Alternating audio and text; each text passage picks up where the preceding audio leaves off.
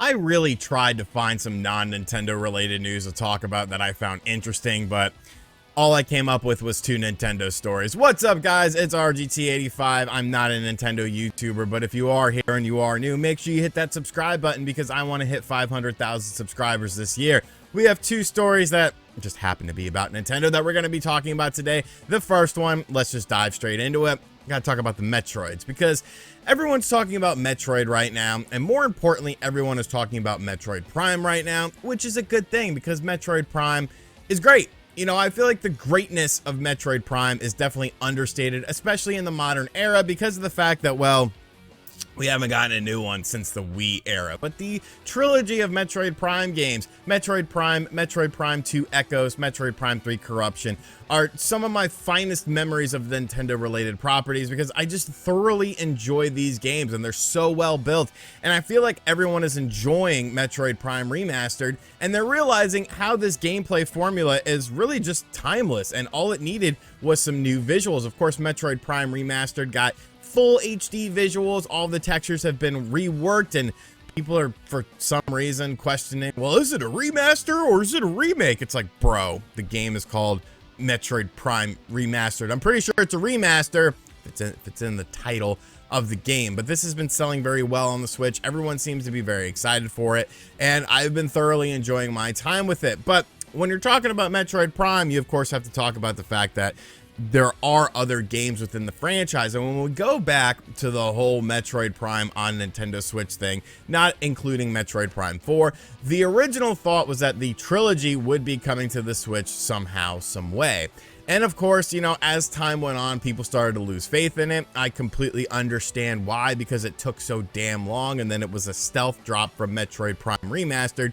But now we have to start to revisit all of those old rumors and stuff like that. And we're going to be focusing in on Jeff Grubb today. Now, Jeff Grubb, of course, was one of the patriots for the Metroid Prime Remastered. He put his mouth, or money where his mouth is, and said it was going to come out in 2022. And if it didn't, he was going to cut off his hair. I thought he said he was going to shave his head. He did not shave his head. He just cut it off and made it nice and trimmed and looking like a normal human instead of a caveman. I wanted it down to the scalp. I wanted blood marks and stuff. But of course, the game did come out in February with this Nintendo Direct. So what about the other two Metroid Prime games? Well, he actually commented on Twitter about this. Basically, somebody asked him when Jeff Grubb first spoke about the Metroid Prime Remastered. He also said that his understanding was that 2 and 3 would be on their way, just not fully remastered. If that's still the case, I'm still excited for these games to be accessible, to which he said correct. So basically, doubling down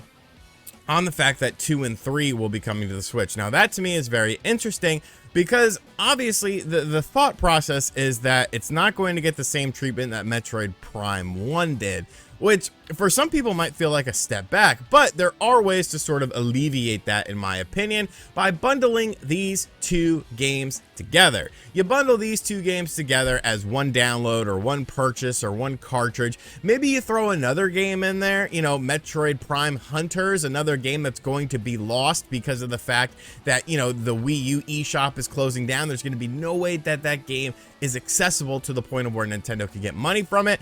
And please God, put in the online stuff, but basically just upscale those games. With Metroid Prime Hunters, you know, you could just put the vanilla DS version on there that you used for the Wii U eShop or virtual console, and I think people would be fine with that. Just upscale Metroid Prime 2 and Metroid Prime 3 to 1080p, and, you know, let the textures just be the same textures. You don't have to rework everything, although I would love that. Now, the interesting thing is Metroid Prime 3 Corruption is, of course, based on motion controls, but we've seen Nintendo do things to alleviate that in the past. I mean, Skyward Sword went from damn near unplayable to very playable and a very enjoyable experience just by simply getting rid of the mandatory motion controls. And I think that when you have a baseline, you know, you can include the motion controls. I'm not saying get rid of them because people do enjoy them.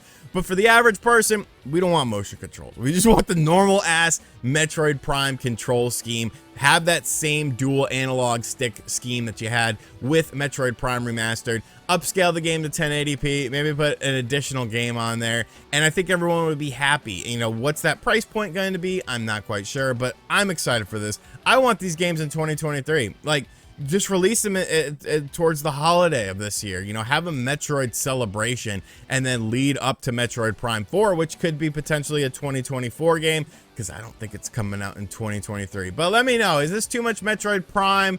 Are you not happy?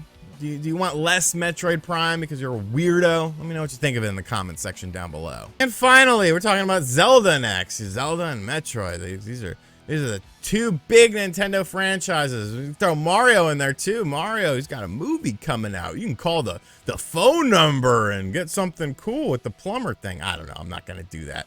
But anyways, Tears of the Kingdom. Of course, we've been talking a lot about this game because we're finally starting to learn things about this game, and there's been lots of interesting things that have happened alongside of it, such as the alleged OLED that will be coming out for this game. Now, a lot of people thought that OLED was fake. Oh, what are these symbols? These symbols are weird. They're just completely random symbols. This isn't real.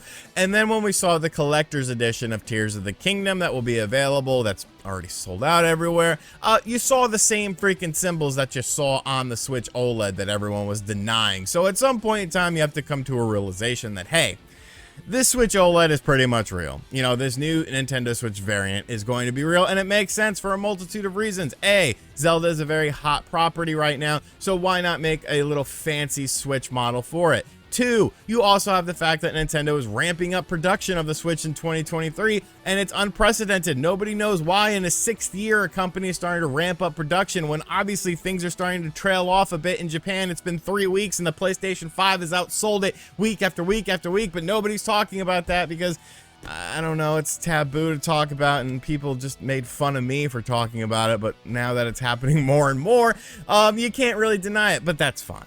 That's fine. Nintendo obviously wants to sell more Nintendo Switch systems. So when is this alleged OLED coming out? It seems like we have a leaked release date for this. An individual that works at GameStop accessed the database, which any GameStop employee can do that. It's not like rocket science. You just look up things. And there is a new SKU for a new Nintendo Switch variant that will be allegedly coming out on March 10th. Now, what's interesting about that is the fact that that is a bit of a run-up before the actual game Tears of the Kingdom comes out. But when you look at, historically speaking, of new Nintendo Switch variants, you know, Splatoon 3's variant came out before the game did. Pokemon Switches came out before Pokemon did. But the interesting thing about this is we still haven't gotten confirmation from Nintendo that it's actually real, and a lot of people are expecting this to be potentially a part of the big Zelda presentation that obviously we're going to have. There's probably going to be like some 30-minute presentation breaking down Legend of Zelda Tears of the Kingdom, but I'm not quite sure it needs to be a part of that because most of the Nintendo Switch variants that we have seen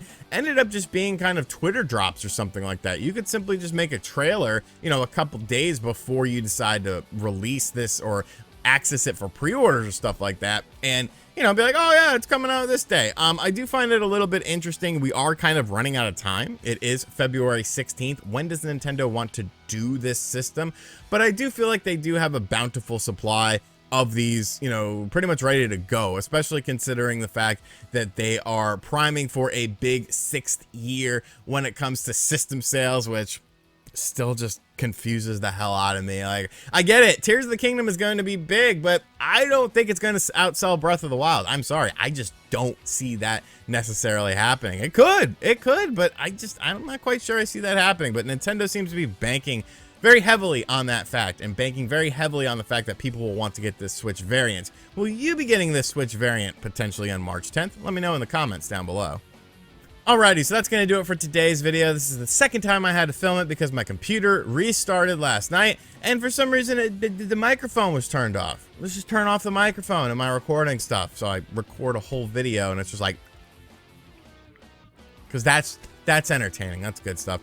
Let me know what you think of everything in the comments section down below. And as always, thank you guys for checking out this video. If you are new, please hit that subscribe button. I want 500,000 subscribers because I don't know, it's a nice number. Let me know what you think of everything. Share the video around if you're an old timer. Comment, do whatever. And as always, I'll catch you guys on the next video. Later.